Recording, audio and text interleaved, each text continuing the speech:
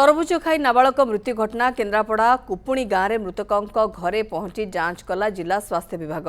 शनिवार संध्यार एक 7 जणिया टीम मृत शिशु स्वाधीन सेनापति घरे पहुंची विभिन्न खाद्य पदार्थ और रंधा खाद्य जांच करते। घटना पूर्वदिन संपृक्त परिवार खाद्य पोई तरकारी खाई मेडिकल टीम जाना पाई।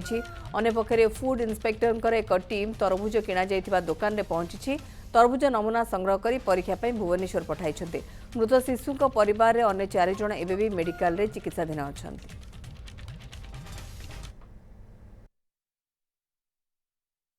गुरुतर अवस्था आसीथिला बालक 12 वर्ष स्वाधीन तो कटक पठा जाइथिला एवं 4 जण एठी चिकित्साधीन अछंती।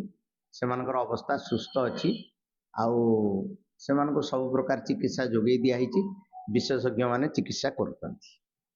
आउ सेपटे पटामुंडई ब्लॉक तरफरु केन्द्रापड़ार जड़े पदाधिकारी तत्वावधान रे गोटे टीम जाई से गाँव में बुलिकी देखी जे यही जो फूड पॉइजनिंग ये जो इन्फेक्शन होती तरबुज एवं पोईर मिश्रण सम्मिश्रण यहाँ गोटे परिवार सीमित अच्छी तेणु इन्फेक्शन बाहर को व्यापी ना।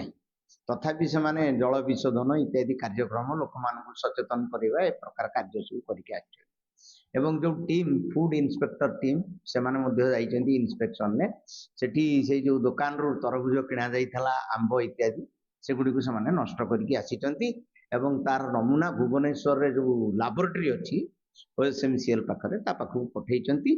हमर स्वास्थ्य विभाग रो जो खाद्य निरापत्ता निर्देशकंकर दायित्व रे ए जिनसटी रहिबो। कोन देखा जाऊ कोन हितरे अछि केमिकल कोन अन्य किछि अछि जोथि पई एड बड दुर्घटना घटिला।